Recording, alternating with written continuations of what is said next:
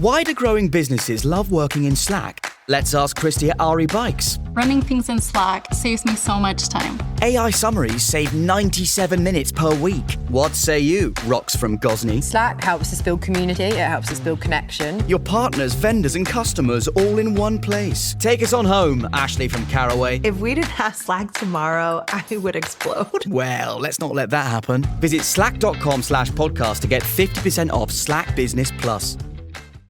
About every summer, we meet for a trip. Vacation has officially begun on Netflix. To best enjoy your trip, we suggest the following itinerary. I say we just wing it. Wing it. See where the wind takes us. From best-selling author Emily Henry Are you guys like a thing? Oh, no, we're just friends. Platonic travel companions. comes your next favorite rom-com. Who wants to go skinny dipping? Alex does. Vacation, Alex! I love it when you get weird. People We Meet on Vacation, now playing on Netflix. Rated PG-13. May be inappropriate for children under 13. Medal targets or performance ambitions, whatever you want to call it, Team GB and Paralympics GB have been set the goals for glory at Milano Cortina 2026. I'm John. And I'm Michael. This is Anything But Footy. We're talking about the Olympic and Paralympics all the time, not once every 4 years, and we're recording this episode of the podcast in the HQ at Team GB and Paralympics GB as we hear what the people in charge think of the targets. No, we're not calling it targets, are we? The expectations, the ambitions, whatever we're going to call it. Hi, I'm Phil Smith, Paralympics GB, chef de mission. Eve Muirhead, chef de mission for Milano Cortina, Winter Olympics. We'll also hear from UK Sport on how the calculations are done. I'm Dr. Kate Baker, Director of Performance and People at UK Sport. And we'll round up the rest of the news from the Games. Michael Weddock's Winter Wonders. Including European Championship success in the skeleton and bobsleigh.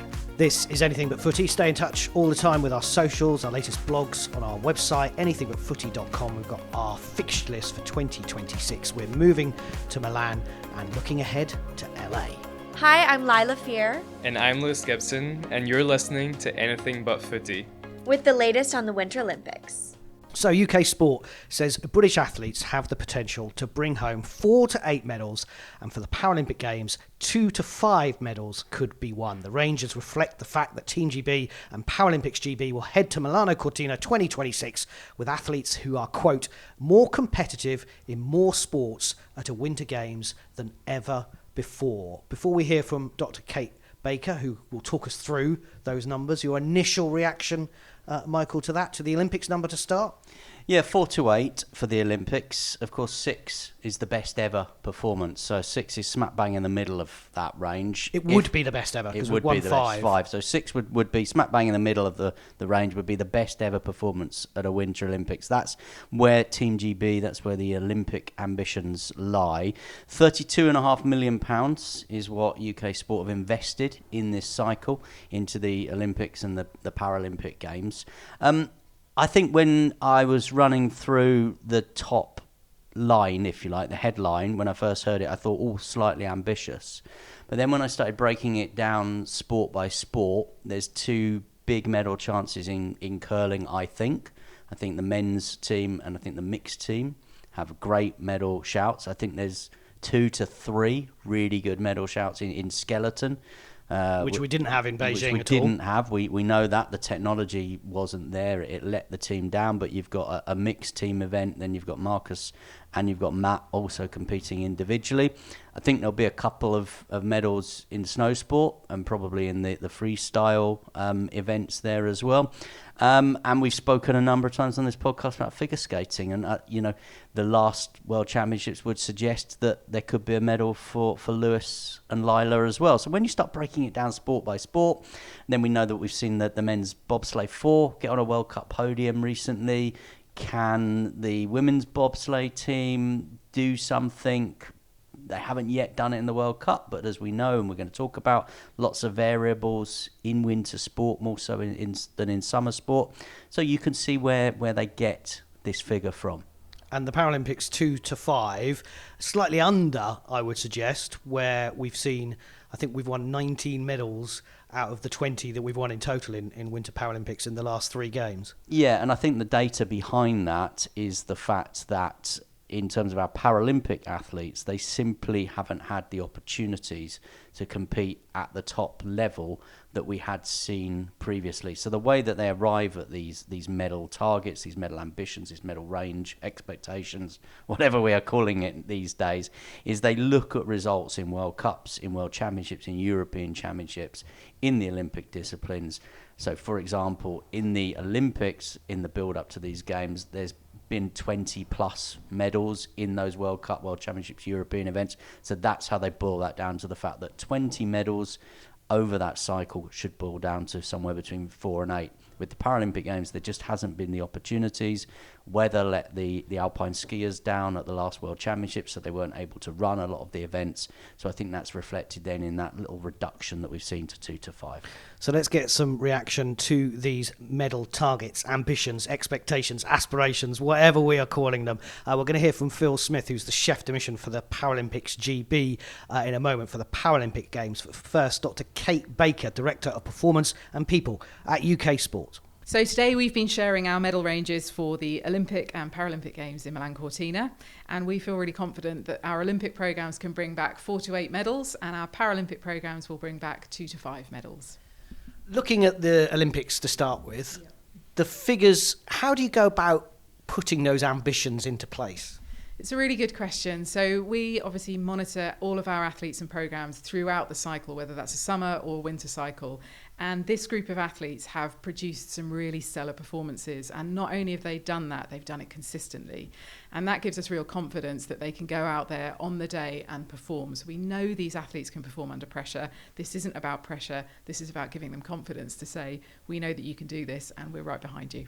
And this is effectively looking at World Championship performances, because I remember going into Beijing, everyone was optimistic. But actually, if you look at the numbers in comparison now, it's even better than it was. Absolutely. So we've got more World Championship success or World Cup success across this cycle than we've ever had going into a Winter Olympic Games before. And that does give us real confidence. Not only that, but we've had 8 gold medals in that as well. And so not only am I hopeful that we're going to come home with a hat full of medals, but I think we might come home with a few Olympic champions too. And the other thing that seems different heading into these Winter Games is the number of sports that we have medal potential as well. It's not the usual curling or skeleton. Yeah, absolutely. So we are very proud to be more medal competitive across more sports than we've ever been for winters, both Olympic and para. Actually, we've got real medal potential across a number of different sports, and whether that's Lila and Lewis capturing the hearts of the nation on ice, taking on the mantle from Torvill and Dean, or whether it's on snow with Zoe Atkin in the halfpipe, Mia Brooks doing extraordinary things and still at such a young age, as well as, of course, as skeleton, and Matt Weston being multiple world champion on a skeleton from Great Britain where we have no ice. It's amazing what these athletes are doing. So I think these medals could come from any number of places, and I think it will be a great games to watch. Looking back, do you think Beijing was just a blip with only 2 medals? It's really difficult to say whether it was just a blip. It was certainly a moment in time, and at that time we were in the middle of a global pandemic, and that meant for Great Britain, where you don't have ski slopes and ice tracks on your doorstep, when our athletes are grounded, that has real implications for their ability to train and get quality time on task, whether that's training or competition. If you're housed in a nation where it's on your doorstep, many of them will have locked down and will have been able to keep going with their training, even if they couldn't compete. And so we were massively disadvantaged going into Beijing, and it was all a bit unknown. We didn't know whether athletes were on track to perform or not. They didn't know if they were on track to perform or not. And we certainly didn't know what our competitor nations were up to. And so I know everybody came away from Beijing feeling disappointed, but against the backdrop that we were facing, it was extraordinary that we were even able to get to the start line. So that's Team GB and the Olympics. Paralympics GB and the Paralympics, 2 to 5 medals. It seems slightly less than we would normally expect. Yeah, so Paralympics GB have had a tougher cycle in terms of preparation. So across those para disciplines, it's been quite challenging, both from injuries, but also just being able to get access to competitions. It's been harder for the Paralympic disciplines to get up and running post-pandemic. So there has been less time on task. We've also historically really had an enormous bump in medal success from our VI skiers. And whilst we still hope that they'll be successful, What we're really excited about is a number of other disciplines that might see some medal potential coming through, whether that's on snow through our snowboarders or whether it's in wheelchair curling. And of course, in the phenomenon that is wheelchair curling, we've just seen a number of English wheelchair curlers selected, which is really brilliant and shows the extraordinary progress that sport has made in the last cycle. Does it also show the growth of the Paralympics as well, the Winter Paralympics, that more nations are getting better? Absolutely. So I think we've known for a long time, whether it's in summer or in winter, that there is a number of untapped potential in different countries, and they've just not got after the Paralympic Games in quite the same way. That changed in Beijing from a winter perspective, where we saw China come in incredibly strongly, and we're pretty confident that that's not going to change in this Games as well. So lots of nations are starting to see the opportunity that exists in Paralympic sport in a way that they hadn't really looked at it. That's a threat for GB, and we need to stay ahead of the curve. But I think some of the innovative ways that our sports are looking at that are really serving us well. And so whether that's talent transfer, we've seen a number of talent transfers happen from summer sports into winter sports, to see whether that's an option for us, or whether it's reaching a wider talent base, as curling have done by really stepping into the England domain. We're definitely thinking about how we can keep up our competitive advantage. So those Olympic medal ranges are 4 to 8 and the Paralympics 2 to 5.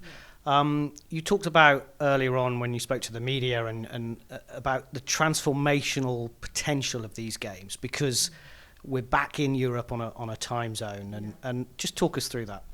So it's 2 decades since our winter sport athletes have had the opportunity to compete in an Olympics or Paralympics on a Western European time zone. There's no underestimating the impact that will have. Anyone who remembers Paris, it's still fresh in our minds, was totally different to those games which are happening overnight whilst we're all asleep in Great Britain. This will be on our time zone, it will be on our doorstep, and that will be really meaningful, not just for the athletes who will be in front of their friends and family, particularly those who went to Beijing who had to go unsupported, will be so brilliant for them, but also the ability to reach the British public in real time and help them see this spectacle, because it is a spectacle. What these guys do is totally mind-blowing. And if people aren't watching the winter sports yet, they will be after Milano Cortina. And you know, obviously, we're an Paralympic podcast. We love it. But this is money well spent. I absolutely think it's money well spent, and I think when you see them and when your listeners see them out on the slopes and out on the ice in the coming weeks, they will agree it's an extraordinary thing to watch. It's absolutely mind-blowing, the kind of things that these individuals are capable of, and to think that many of them have not been doing the sport for their whole life. So Matt Weston has come very late into skeleton and has gone from never doing it to being a multiple world champion. That is extraordinary, and that is worth watching. It's important as well to say that a number of these athletes, as I've said, have come from other sports. They've transferred into a winter sport domain and they have mastered it, and they are now at the top of the world. It's money well spent in my view, and I hope the public will agree when they watch it. Final question. You said right at the start this morning that after Paris, UK sport reinvented itself. What did you do? So we had a brilliant Games in Paris. We came home with the same number of Olympic medals as we had in a home Games in London. That's an extraordinary achievement. But there are also some signs in there that we weren't converting as often or as regularly as we could or should, and so fewer gold medals than we'd seen historically. We've taken a really long, hard look at the whole system, not just UK sport, and we've been doing some soul searching, some deep diving, and some really difficult conversations. And we started to think differently about the way that we organise ourselves so that we can get after Olympic and Paralympic sport in a different way. We know that every great artist reinvents themselves. Great Britain is no different, and it's time for us to do that again. We can't wait to see it in action. Thank you so much for talking to us. No problem. Thanks for having me. So that is Dr. Kate Baker from UK Sport explaining exactly where they've come up with these figures: 4 to 8 medals for the Olympic Games and 2 to 5 medals for the Paralympic Games, following their investment of £32.5 million into elite sport as we prepare for Milano Cortina. Let's hear more now from the Paralympics GB point of view and speak to their chef de mission, Phil Smith. We're in the countdown now, aren't we? It's always slightly strange for a Winter Games because you have that Christmas break just at the time where it's starting to really build up. But coming back in the new year, countdown is very much on, and really excited about what's to come. And obviously you've announced the first members of your team as well just before Christmas. We got some snow sport athletes named, some curlers as well. English curlers, although I spoke to them, they said they're not English, they're Geordie. One of them did. Yeah, absolutely. They're defining themselves in that way. Yeah, I think the wheelchair curling team is just extraordinarily exciting. I think over the past few cycles, we've had a small but really good group of athletes who have been and delivered some really good performances at the games. But this time, British curling have worked really hard to develop their pathways, both in England and Scotland, develop that talent pool of athletes. And we're starting to see the results of that with a silver medal at the Mixed Doubles Worlds last year, which got the team qualified. And now just this really exciting blend of some experienced athletes and then all of the new guys that are going to come through and hopefully deliver something really exciting in Milano Cortina. And then who knows over the next 4 or 8 years as well. You've got more names to add, though. That's correct, isn't it? Yeah, absolutely. Another few weeks of World Cup competition to go and hopefully get a few more athletes across the line, which will be really exciting as well. The snow sport team will build. I think a number of those athletes will be new first-time athletes who are going to the first games, hopefully, again, to build some experience for where their careers will go over the future. And it's really exciting. When you opened the email from UK Sport that said, Phil, your team needs to bring home 2 to 5 medals, what did you think? I thought it was fair. I think it's not been an easy cycle. We've had a lot of our top athletes have missed chunks of this cycle this last 4 years through injury. There's been challenges around World Championships being cancelled because of snow conditions. So it's not been an easy cycle, but I know that we've got so much potential across the team. We've got loads of athletes across different sports who are in and around that medal zone, and that's fantastic. We haven't always been there, and so we're going into this games knowing that there are a number of athletes who on any given day could be up there and on the podium, and that's going to be fantastic to see it play out. We know how important medals are. We know how important they are for the NGBs in terms of funding, but they're not the only defining factor in Paralympic sport. So how important is it that across a range of sports and disciplines, Paralympics GB could be competitive, where in the past they've maybe relied on alpine skiing, visually impaired skiing, for example? Absolutely. You talked a little bit about future athletes, and we know that a lot of that comes from the visibility of Paralympic sport. It's unbelievably brilliant. For the first time in a generation, we have a Winter Games on our time zone, give or take an hour. We have the ability, hopefully, to get athletes in so many sports being competitive across such a wide range of impairment groups as well, that the people watching at home, we know from London 2012, that has a massive impact on your future talent pool and your future pathway of athletes if this can be seen. And so this is going to be seen on our time zone, and we're going to be able to watch it and see those athletes coming through, and hopefully that inspires a new generation of not just Paralympic athletes but Paralympic fans. And from your point of view as chef, in terms of the organisation of everything and the footprint of this being a quite challenging games, for you guys actually not as challenging as Team GB in the Olympics, you're going to be based mainly in Cortina, but of the organisational side of it, is everything on track, on plan? Yeah, we're working really closely, as we always do, with the organising committee of the games out in Italy, but also with colleagues at Team GB, because we know we will share the same spaces in each of the athlete villages, and we know that there's an awful lot we can do to just make sure that everything is ready for our team and our athletes. And so there's still a lot of work to do, and we know that the organising committee are putting everything into making sure they've got everything ready for the start of the Olympic Games, and then those 61 days that run through to the end of the Paralympic Games will be ready. I know it's always a cruel question, but is there anything in particular, a discipline, a sport, an athlete that you are personally looking forward to seeing? There's a number, to be honest. I think it's really exciting to see Scott Mina in the biathlon, who will be at his third games. He has, watching his career develop over that time, from someone really beginning in the sport just after Sochi to now being a World Championship silver medalist during this cycle, and I think it'll be fantastic to see him at this Games really challenging for that podium.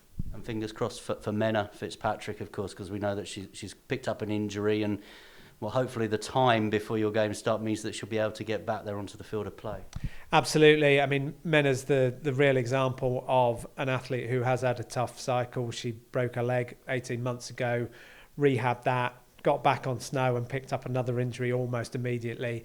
But I think that what we've seen from Menna and her guide Katie over the past 8 years is that if you were going to say to anyone, this is someone who can pick up that injury but then rehab it and get back, Menna will be the one. So we've got everything crossed for her. We know that time is ticking, but we know she's working incredibly hard, and we'll see as we get close to the Games. Just finally then, why should people at home watch the Winter Paralympics? Download the podcast every day.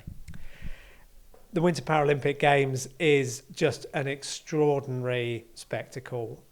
Visually impaired alpine skiing, wheelchair curling, these are some disciplines that you just don't see every day. And I really believe that, as we saw with the Summer Games in London in 2012, there is a real appetite from the British public for Paralympic sport. And this is the first time since London, really, that we're going to be able to see all of these incredible athletes on our time zone, really going out and smashing it. So I implore everyone to watch it, enjoy it, and become fans of Paralympics GB.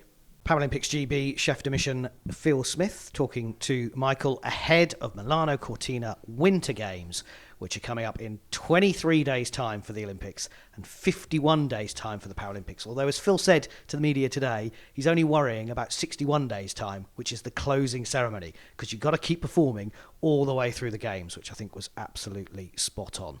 This is Anything But Footy. Our latest news from the Games is coming up.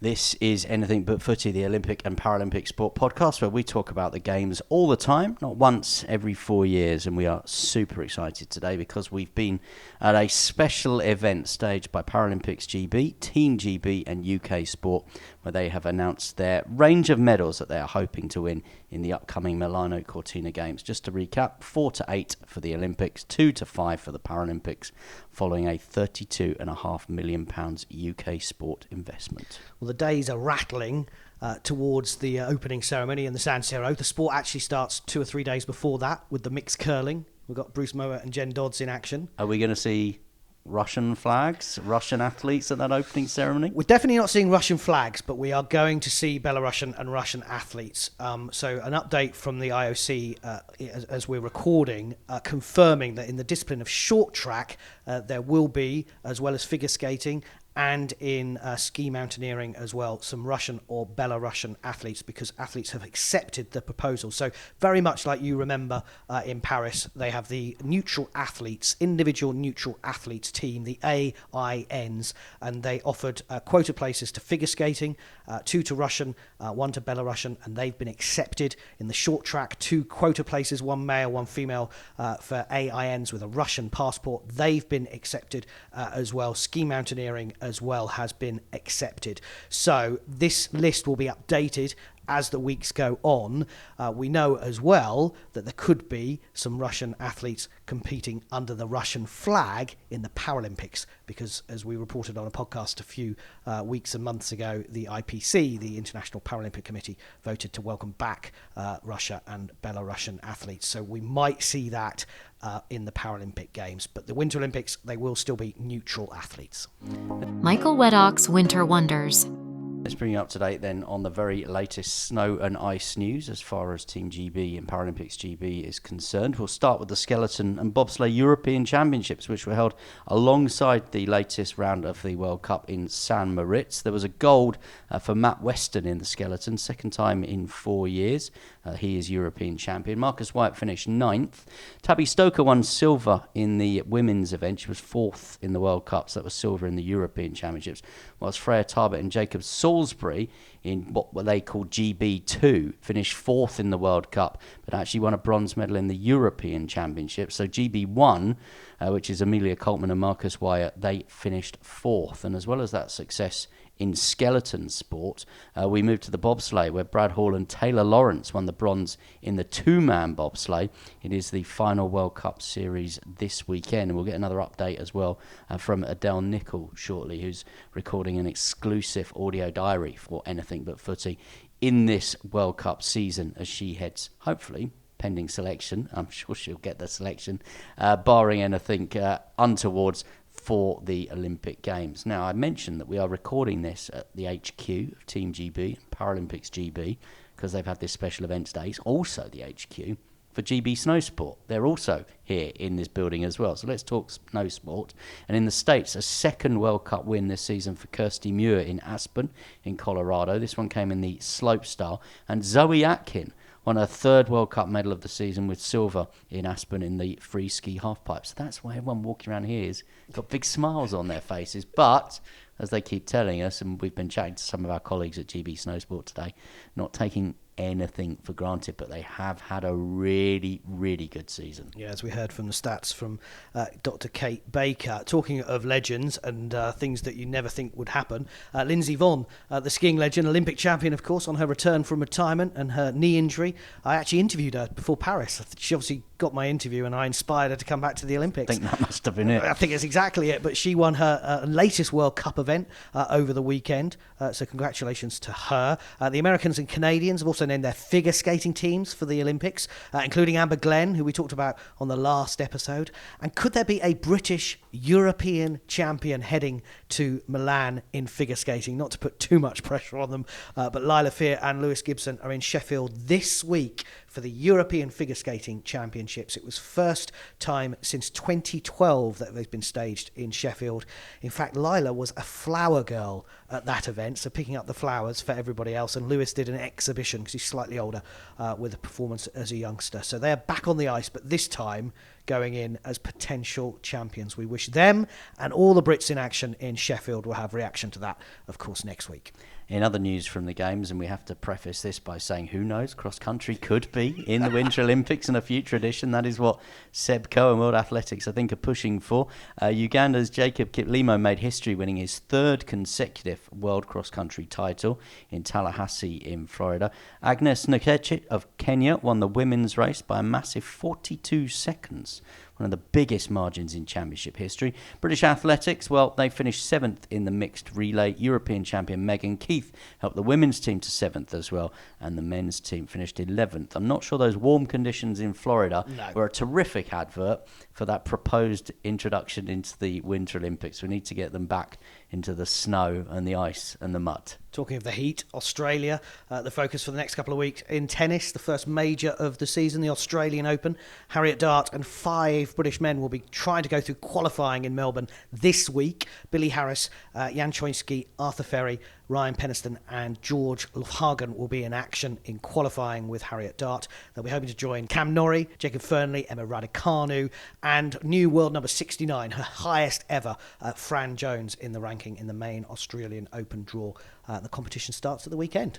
Now, we know baseball's coming back to the LA Olympics. Well, it had to be, really, didn't it, in 2028. Washington Nationals catcher Harry Ford will play for Great Britain at the 2026 World Baseball Classic in March. The Brit is appearing in the competition for only the second time, and they're in Pool B, along with the US, Italy, Brazil, and Mexico. We'll keep an eye on that for you. You can check out our socials, Anything But Footy, on Insta or Threads, TikTok, Facebook. You'll find us there. Plus all of our fixture lists for 2026. We've got the winter sports like curling, but also summer Olympic sports as well. Athletics, rowing, canoe slalom, tennis, basketball, table tennis, golf, all of them. They're all on the website, anythingbutfooty.com. There is the Spotify Olympics music playlist and a new artist to add. Breaking news for the opening ceremony in Milan. Andrea Bocelli. There he is. He will hopefully be added to our Spotify Olympics music playlist. Stay with us as we're moving on to Milan and looking ahead to LA, but we will leave you now with Team GB chef de mission Eve Muirhead. And this is what she told us is the reason why you should keep following Anything But Footy to follow Team GB at the upcoming Olympic Winter Games. This group of Team GB athletes are something really special. We've seen performances this winter season that has really put them in great stead going into the Winter Olympic Games. And as a nation, we're of course not known for kind of snow and ice and winter sports, but we're definitely a nation that's on the rise when it comes to winter sports. So we've got the opportunity to really showcase a lot of sports that a lot of people don't get the chance to watch often, and you're going to get the chance to watch them. So yeah, let's rally behind Team GB, and I promise you, as the Chef de Mission, we'll be doing absolutely everything we can to get those athletes and allow them to perform at the Games.